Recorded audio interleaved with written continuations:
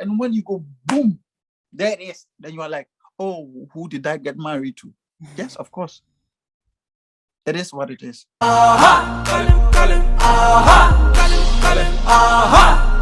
All right, guys, welcome back to Charge and Connected. My name is Eunice, and joining me in today's episode of our marriage seminar breakdown is Sherry, Nana, and you know your girl already. So, guys, we have been hearing it a lot that in order for someone to have a good marriage, a good relationship with a guy, with a man, you need to be a good Christian. I mean, if you have a good relationship with God, then you can have a good relationship in marriage. What are your thoughts on that? Is that true? Is that false? And why? No. Sherry says no. Computer says no. So, and why? Why no? Why no? Let me just adapt to the statement itself. It is a good fundament, but it is not a guarantee. Let me say it straight ahead. So, if you are a Christian, of course, you are familiar with the scriptures, with what is written. If you are in a marriage, the most essential chapter in the Bible shall be probably Proverbs, so on and so forth, because that is the chapter of love, which expresses love, intensity, intimacy, so on and so forth. It is a good fundament for a marriage to be a Christian, definitely, because Christianity is all about love, you know.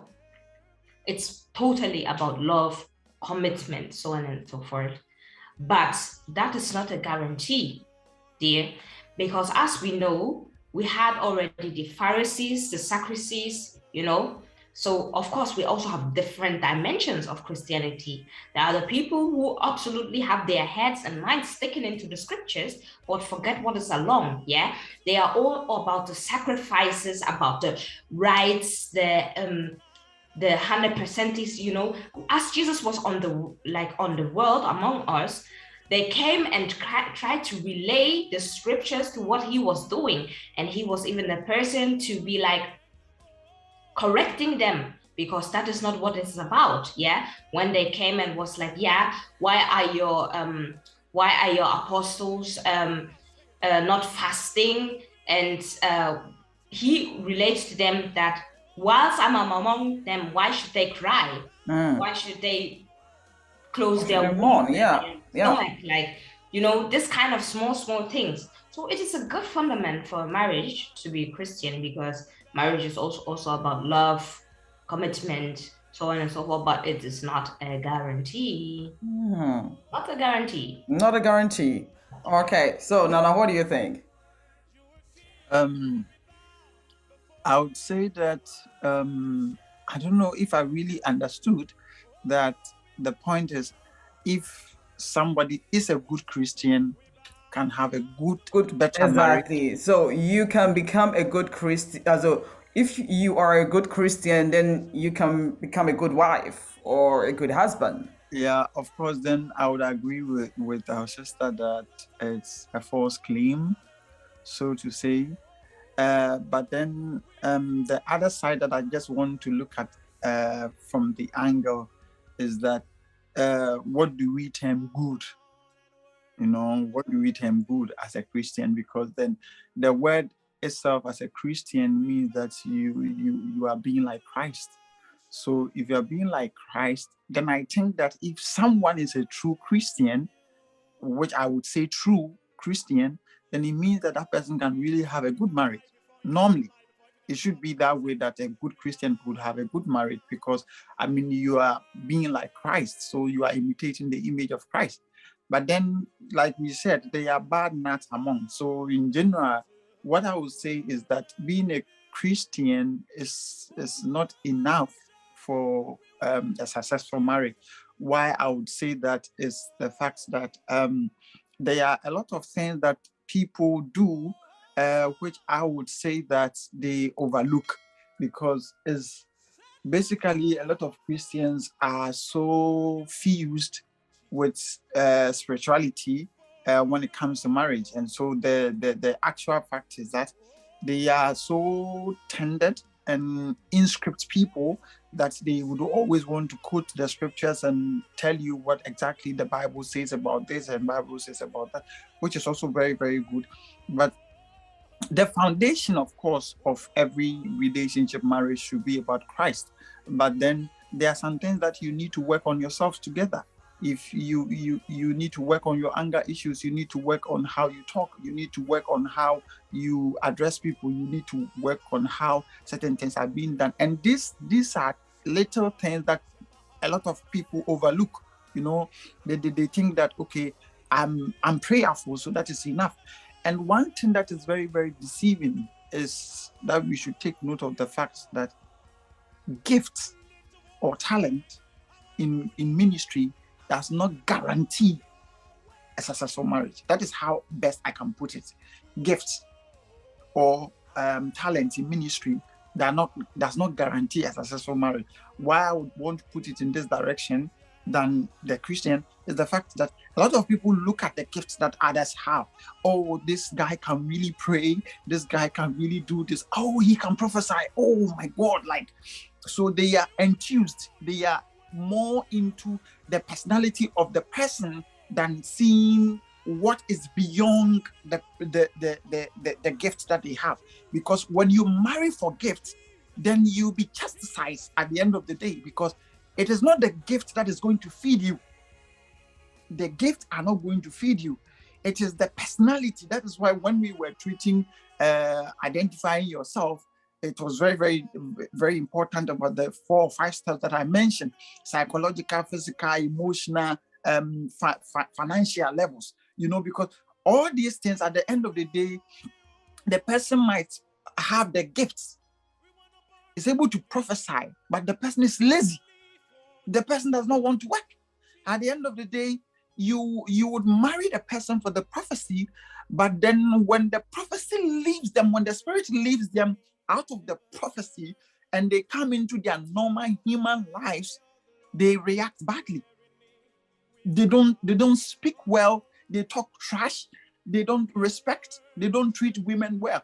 And all these things, I just say that we overlook certain things, because especially in our Christian world, for example, when we are getting married, and just like prophetess said the last time, they are so enthused to the wedding culture, because the wedding and the celebration and what comes out of it is what people look at.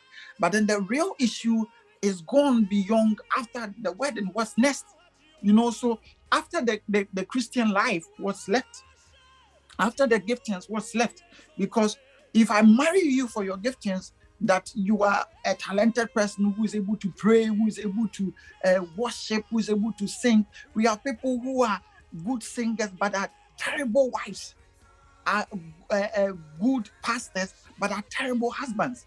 They are husband beaters and stuff like that. And so at the end of the day, you have to look beyond the gifts, beyond the gift, because that is not enough for you to say yes to somebody. Wow. Okay. So, like you are saying, if I understand it right, then it's like being a Christian is a good fundamental base to have a good marriage, but Yeah. it does not guarantee it Yeah. being so. Yeah. One thing that Okay. I would just want to add before our sister chips in something is that marriage is a foundation created by God. So everyone, there are principles, you know, there are principles. And that's why you ask yourself, why are people who are not Christians, or so to say unbelievers, able to marry for 10 years, 50 years, 60 years and stuff like that? It's a basic principle.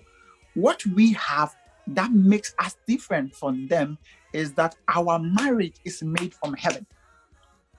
Or the purpose, the intended purpose at the end of each day is that I'm marrying this person so that she will help me and I will help her, and then we will make it to eternity.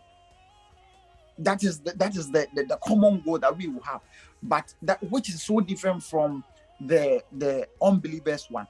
But then the principle of marriage is that we are coming from all walks of life with our different lifestyle, with our foolishness, with our stupidity, however that we have from our various backgrounds, bringing them together to join them as a force. So if we don't put these lenses out and just identify ourselves as such, we will be like, we will all just be chasing, oh, this guy in the church, wow, the way he speaks in tongues. Oh, I have goosebumps whenever he speaks in tongues. And so you follow the tongues. But when the tongues is not there, this is a person who is very rude. This is a person who does not even consider what you are worth. This is a person who doesn't place value on people. And when we look at especially people, when you study people for who they are really are, and that is one important thing that the prophetess and apostle mentioned, is to do a thorough background check. There are some people who have family issues. They have a lot of trouble even controlling how they feel. They have a lot of trouble being who they are. And then you just overlook certain things because of, oh, this sister can really, really, really fast. Oh my God, she can really. And at the end of the day, you follow the trend of she being able to pray, she being so stylish. And at the end of the day, you would abandon the research where she has anger issues, where she's dealing terribly with certain things that goes against her.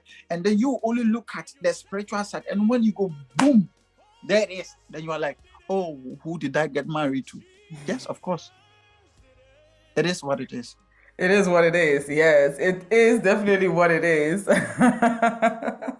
Yeah, that's true. That's true. Because I think that was also mentioned during the seminar that some of us, we are so spiritual that we forget what's going on around us. And our sister also mentioned it, that we forget what's going on around us. We are all like, oh yeah, Christ in you, and I don't know what. And we just see what we want to see in a spiritual realm, but we are not seeing what's going on around the person, what's going on around us. And so, like we have already said, Christianity is a phenomenal foundation for a marriage or for a relationship, but it is not all that we are seeking for.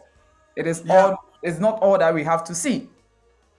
It's not all that we have to be looking at, because like we already mentioned, there are also background informations, and that is also something we'll be coming at a different time, that we have to look into for us to know, okay, that person might be a Christian, all right, but still maybe he has something fighting in him and that he has not overcome that yet. So guys, I don't know if you have something to add before I close it.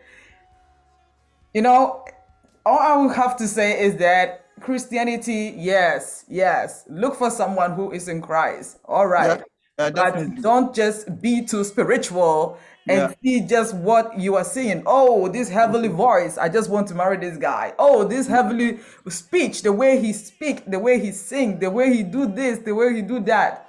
Oh, if that person I have in my life, oh, nothing gonna go bad, cry. And then you go marry that person, and then you don't know. Like Nana was saying, after the tongues, after the singing, after whatever, what comes? What comes? So guys, Christianity is good, all right, but that's not all that we have to say. But in case you have a different kind of understanding or thought on that, let us know that in the comment section. And we look forward to your thoughts, your understanding of this, and we will see each other next week at the same time. See you. Bye.